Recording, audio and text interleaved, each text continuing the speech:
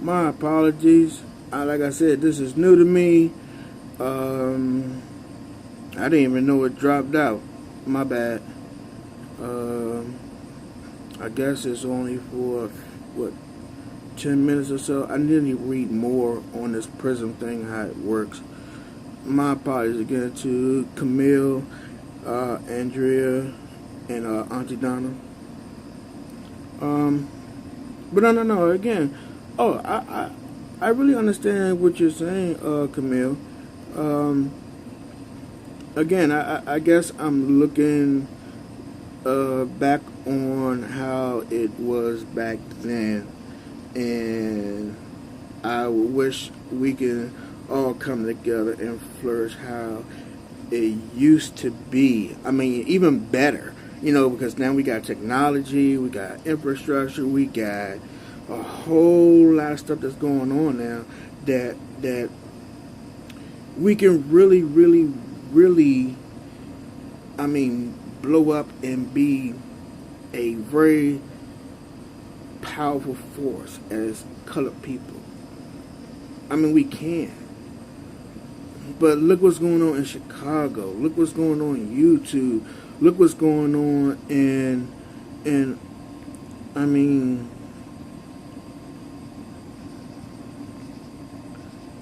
a lot of things. I mean, it's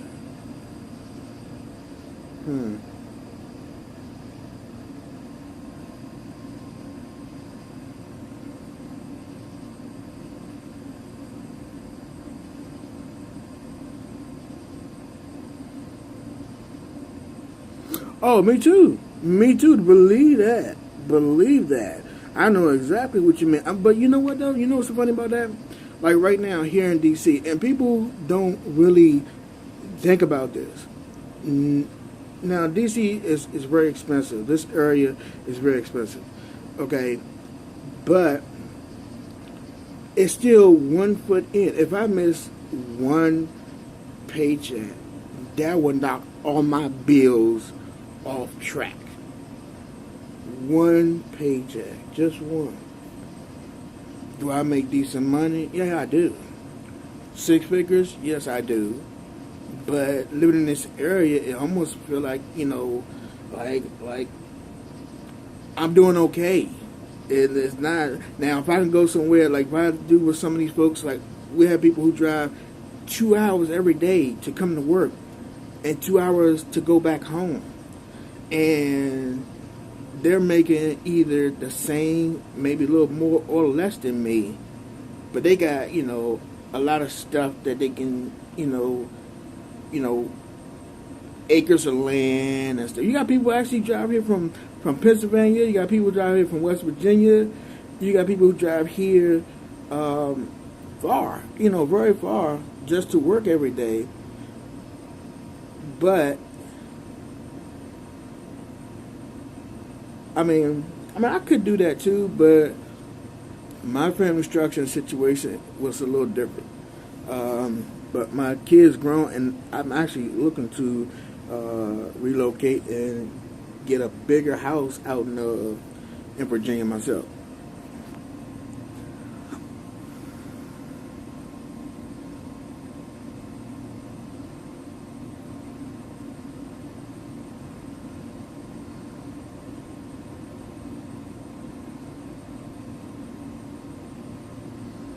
I agree. But see, I wish you can come on the yard and explain, because I would really like to know, because I watched the videos. Even with DJ Academics at the time was, doing commentary on that. But I was trying to get an understanding how, because it kind of reminded me of DC. How y'all got everything is broken up and look like the district. And even y'all flag is like, it's just different colors. The uniforms are the same, except for y'all got the checkered thing on the hats and stuff. But y'all not that different from DC. And we used to have that same issue back in the late 80s and early 90s when it was called City Under Siege. If you go back and look up the history, you'll see that with the crack era being it was. But now I know with these youngins, they don't care. Because that even happened here. We just had a little girl that got killed from a loony dude just came out of there and just ran up on a little girl, just stabbed her like 6, 7 times. You know, she didn't die, but she's messed up. You know, and then you got these kids just killing each other for no reason. I mean, almost like the California thing, which I went to school in California, so I know, you know, the color and the gangs thing out there, you know, that's another crazy thing. Colors. Are you really serious? So if I wear red and I'm going through a blue neighborhood, I could basically get killed? I mean, I've been in fights and everything, but it's crazy. I didn't claim nothing. I wasn't one of them kids to do that. I like green, money. That's all the thing I thought about. I've been working since I was 12 years old. So I didn't care about none of that stuff, you know, the drugs and this and that. I wanted to do it the legal way, and then the family I come from, I couldn't do it anyway. I get in trouble, you know. So they had no problem locking my black ass up with no problem.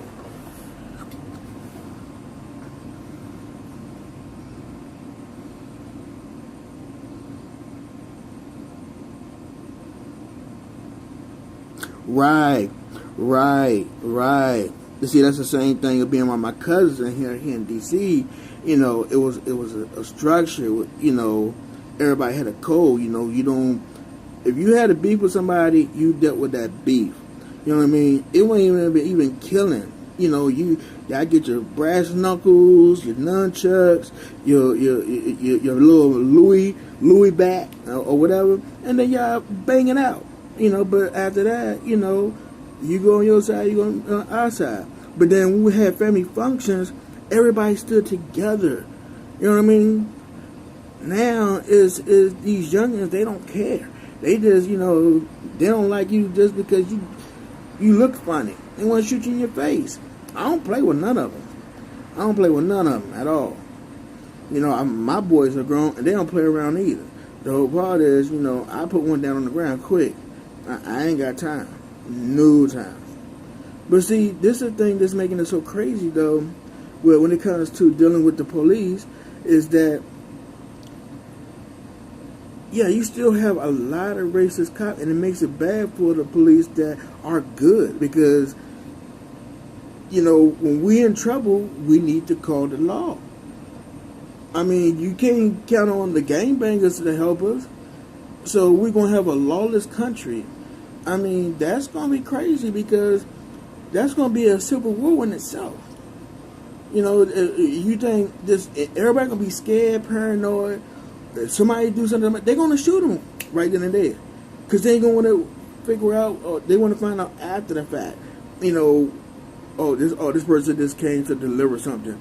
Oh, that's why he was banging hard on my door. You don't know who's coming, man. It's gonna be crazy if they try to fund the police. But back to what we was talking about. The kids today don't have no structure. They don't have no code. I was sitting there listening to this dude from I think he's from Chicago. He got a thing on YouTube. It's called something TV. And he's from Chicago, and he was giving me about a guy named Lil Reese. It's called something Chicago Legends. It's supposed to be, all these kids supposed to be dead. It's Little Reese, Pappy, and who else? PBG or C or something like that, and a few other people. You know, and I'm amazed on listening to these people. They talking about you know, if they make it a 21, they're considered a legend. All right, what? What do you mean? I don't understand that. You make it at 21 years old. I mean, is that bad? That, you know, you in the street and you live to 21, you're considered a legend. If things are that bad in that city, what's going on with the mayors? And I mean, California has its problems too, but they made a way with truces and stuff like that, And not saying it killed everything. Same as here. It's still pockets of violence. It's still pockets of people getting killed. You know, I would say in the last 2 weeks, maybe 17 shootings here. One little boy had the same last name as mine, got killed here in D.C., and it made a national news. So what the hell? Okay. But they made national news. But I'm just trying to understand, you know, from listening to those videos, going back, looking to the Chicago Tribune and everything else and reading certain things, it kind of reminded me of here of the early days, but it's not giving us the reasons, if there are any, besides somebody having a rap song against another person, and that's what sparks a beef to killing somebody? Help me understand. I'm just trying to get a better sense of what's happening.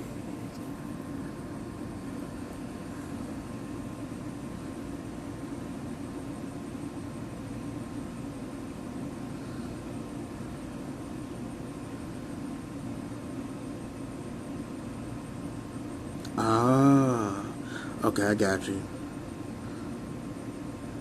Right, that is a lot of that. But I guess you have to be right, because both at our ages, I can say a lot of kids having kids, so you have a lot of parents who are best friends with their kids, who also turn around and have kids. I guess that's like from the 80s to the 90s, so you know exactly what I'm talking about. Kids having kids, so a lot of them are the Gen X's with the 2000, well, not even the 2000s, 1990s up to 2000. So with them becoming young parents and not able to really finish their life, you know, just making it to make it, you know, with their kids, I think that's where a lot of it fell away. I mean, I'm not saying that's solely it, but I know from the time we was coming up, you know, not our generation, but the ones who came after us, you know, a lot of them was having, you know, like one time I got out of school, and up in, when I went to school down in Norfolk, I left Cali and went down to Tidewater area, a lot of people that I knew, like the girls and stuff that I was in, like, I went to boarding school, you know, so a lot of the friends that I had that went home, and when they finished school, a lot of them 16, 17, even some that when we was in school, they go home the summer next time, and next thing they come back, they can't stay because they're pregnant or they got somebody pregnant or this and that. And this is like 13, 14, 15 years old. And I'm like, okay. But then when I started going to college, I was like, you know, you start to see a lot of people that you know, that you grew up with, their younger sisters and brothers are out there, just out there doing things. And I'm like, whoa. You know, I mean, I started at a young age myself, but I guess,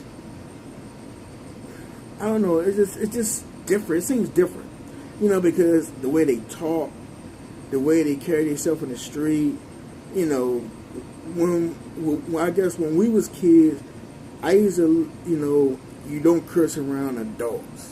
You know, if you do something bad, you be in your little group and y'all go somewhere, you know, like if you try to smoke a cigarette or you drink a beer or something, you go hide somewhere. But these kids today, they don't care. They just, you know, and that's what I'm saying. It's like it started changing.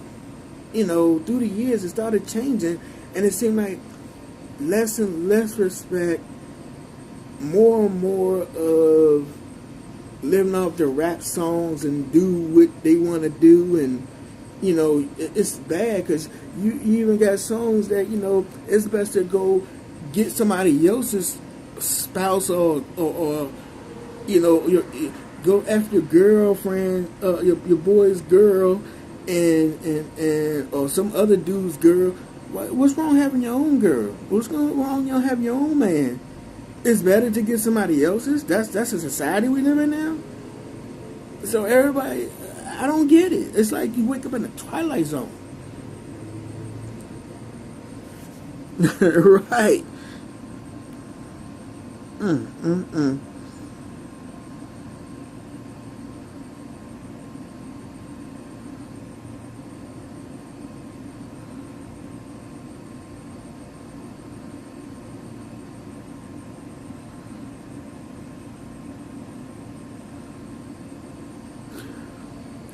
Right. That's the crazy part too. That's even here, and it's just like if you can take and utilize that in a positive manner, you know where you can go. You know how far you can get. It's the same thing as like I used to see a lot of like drug dealers from back in my time. All of them, even though they did time and stuff like that, all of them who's living had businesses.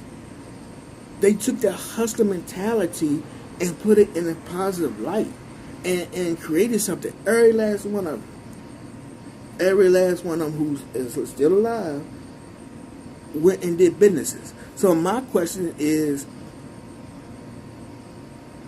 what and how? I know, just me and you talking not going to change anything, but what can we do to structure? Because as long as they being, continue to be this way, how do we stop and get it back on the right track to see what's going to be for our grandkids and kids beyond our family line if this planet's still here? What it's going to look like in those next coming years. You know what I mean? When I'm gone. You know?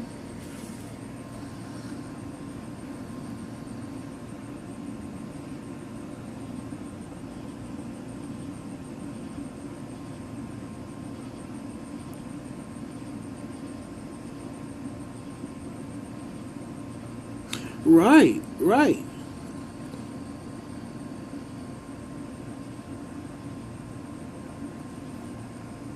But that's the thing is, you hear a lot of them say something they believe in, but it's really they believe in more in the street and believe in what they can see in front of them than actually spiritual. A lot of them say thank God, a lot of them say this and that, but they really don't know.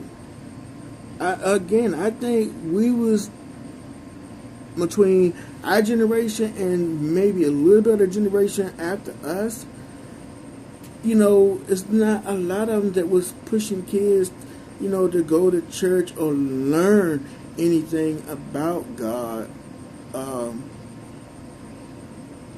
So a lot of them think that, again, they have superpowers, and that's crazy to me.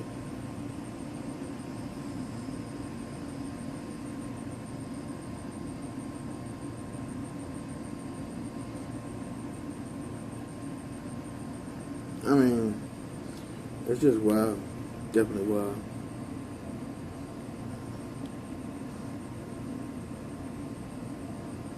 Hey, Camille, do you have I know you have I mean, I know I'm connected to you, but are you do content creating? Do you do a lot of I mean, not a lot of, but do you hold commentary, or you just go to others like I used to?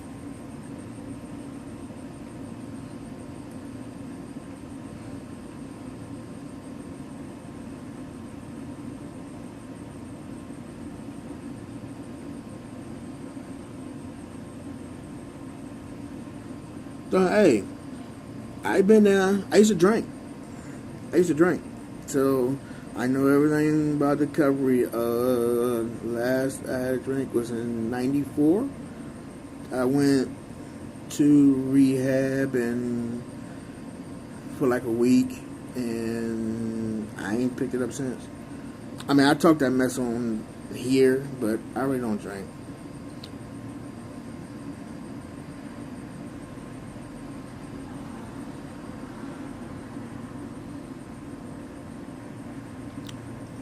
I have my sons. They old enough and they be drinking, but yeah. So yeah.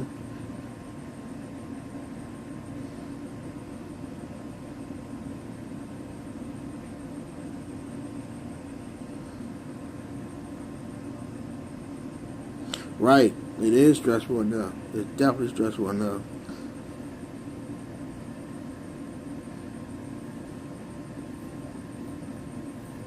Ah, thank you.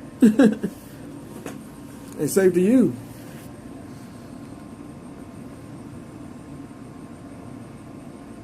Yeah. I guess we're sharing my story. Um, I was working for Bell Atlantic, um, which is a big telephone company.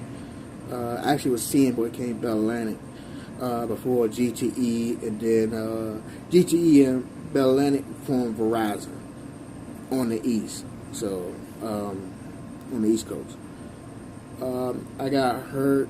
I was paralyzed from my waist down for a month.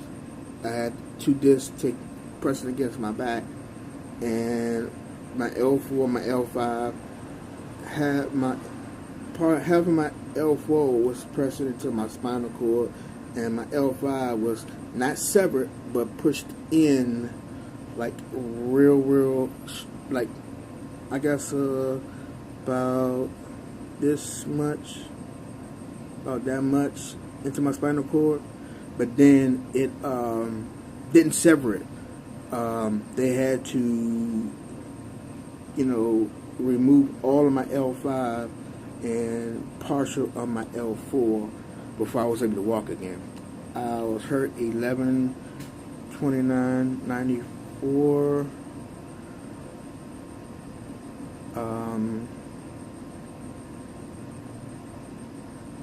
And was that? It's in '95. But yeah, part of it is when, for me, having the disease, the drinking disease, and went after that to recovery, and yeah, haven't ever since then. Period.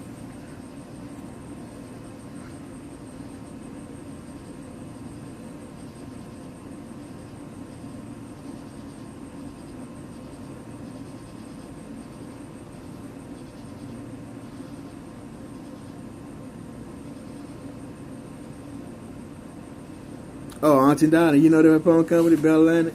Yeah. I used to work out in the big trucks and do all the... this was when they was trying to bring fiber optic in. We got trained in Texas for like 3 months. Back in the 80s, late 80s. And they trained us on the fiber optic back then. We was pulling all the old big 2 pairs out, which is ring and tip. We used to be for the telephones that a lot of these kids don't even know what they are, like a rotary phone or the regular telephone booth with the push button. They used to cost a quarter, 10 cents, and stuff like that. Oh man, I went past this live earlier before the power went out, and it was this comedian, I forgot his name, Tahir something. Tahir, but he had a nice little panel up there on his, and they said something about Star Search. I was like, oh my God, Star Search? Ed McMahon? Y'all remember that show?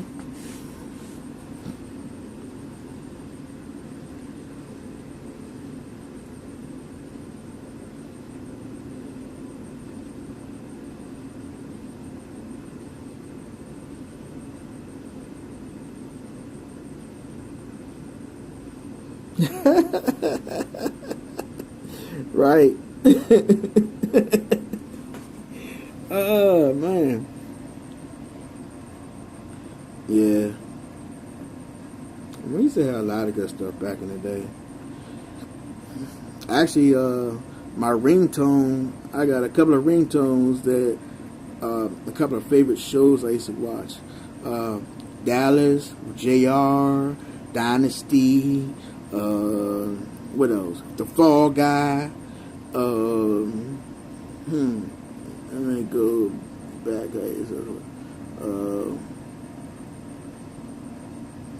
I mean, I used to watch all Saint Elsewhere and I know that's right, Camille. Man, there used to be some good TV shows back then, boy. The thing that killed me though is like a lot of these shows today is almost like repeats, just constant repeats. That's all, you know.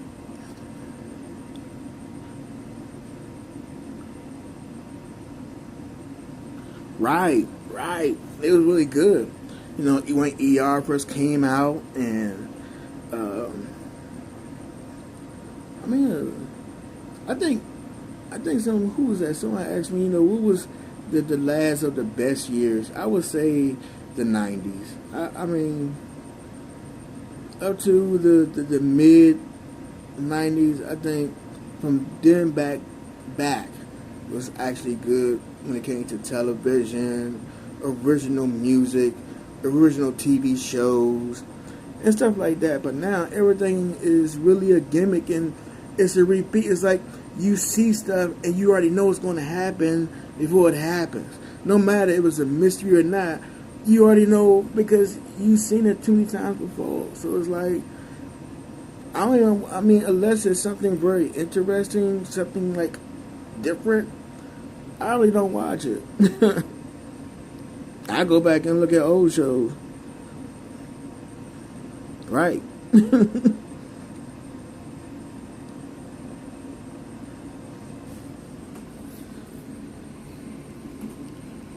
wonder if I can have y'all see this. I got some kale growing. That is my kale. Look at that. And some green peppers.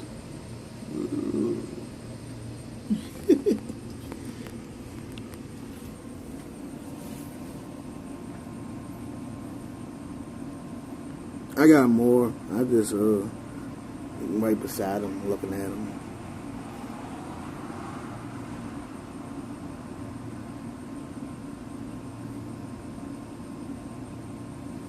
Oh man. Anything y'all want to talk about tonight? Yeah. What happened to the music? The bands are gone. The so-called singers. You're right. But see, because a lot of them ours died. I mean, again, nobody don't listen to me. You know, everybody, oh no, you crazy. Only a couple of people say the same thing that we're saying. If Aaliyah was still alive, Beyonce won't be what she had. And I would stand behind that 10 feet down. I'm sorry. Now, I'm going to take nothing from Beyonce. She can sing. She definitely can. And she's a powerhouse singer. But, almost the same thing like Nicki Minaj in the female rap thing. If you take a lot of people who do have the talent and then you shut down the people who does have the talent to give you competition, then I can see why you're the queen bee. You know, it's almost like, I don't know if y'all know Russ Parr. Y'all heard of Russ Parr? You know, he's a radio DJ here, but also he's a movie producer and writer. He actually made a movie about what's going on now. You know, with people who are entertainers but not actually artists. You know, they got the machine behind them.